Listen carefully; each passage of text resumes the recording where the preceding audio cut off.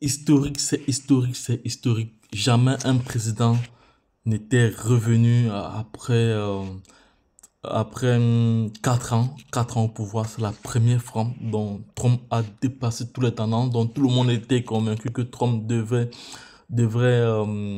perdre cette élection, mais bon nombre de personnes ont été surpris, bon nombre de personnes ont été surpris. Donc, Trump, moi, je pense aujourd'hui que la victoire de Trump peut bouleverser la question de la géopolitique mondiale. Voilà, donc Trump peut bouleverser tout le monde entier. Donc, voici pourquoi. Voilà, il y aura pas mal d'impact sur le climat, sur le Moyen-Orient, sur la Russie et l'Ukraine.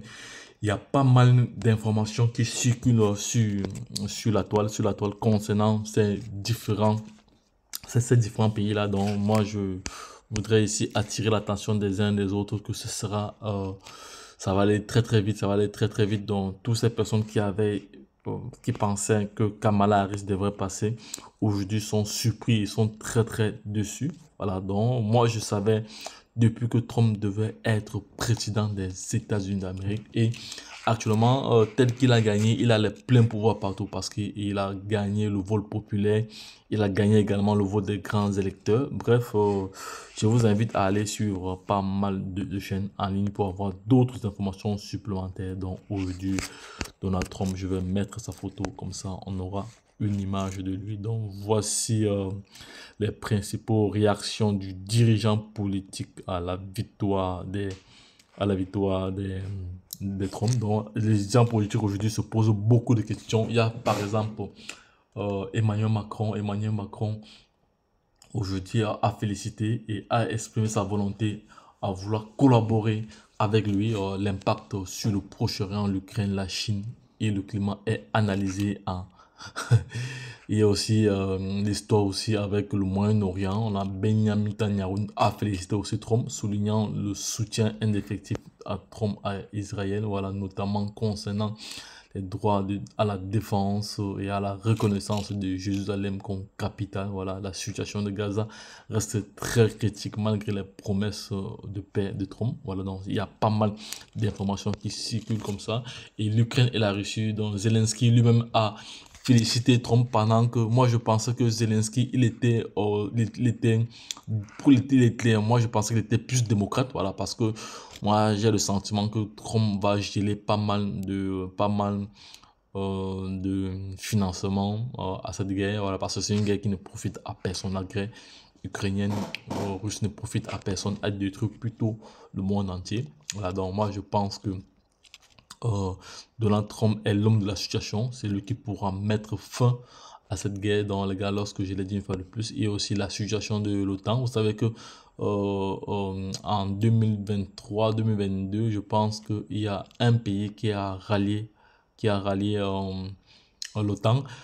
Il s'agit je pense que c'était Helsinki. Helsinki, c'est quel pays? Helsinki, voilà, c'est la Finlande. Oui, vous savez que la Finlande n'est pas très très loin de la Russie, voilà, donc, et elle a rallié l'OTAN tout récemment, donc elle est devenue membre de l'OTAN, voilà, ce que la Russie redoutait depuis plusieurs années. Donc les gars, si vous avez d'autres informations, voilà, n'hésitez pas. Vous savez que la chaîne Entrepreneur Web 3.0, c'est une chaîne essentiellement crypto, mais lorsque une information fait le tour de la toile, voilà, nous essayons de partager cela avec nos followers, voilà, donc, et Trump a menacé de se retirer de l'OTAN si les pays européens ne respectent pas leur engagement budgétaire, voilà, soulevant des inquiétudes à la solidarité de l'Alliance, voilà, donc c'est pas mal d'informations comme ça. Il y a la Chine et le climat également, les relations avec la Chine, notamment concernant TikTok, reste tendu, voilà. Concernant le climat, Trump s'était déjà retiré de l'accord de Paris et pourrait adopter des politiques favorables aux énergies renouvelables. Bon, il y a pas mal d'informations. Donc, les gars, je reviendrai dans les prochains jours avec d'autres informations concernant cette élection.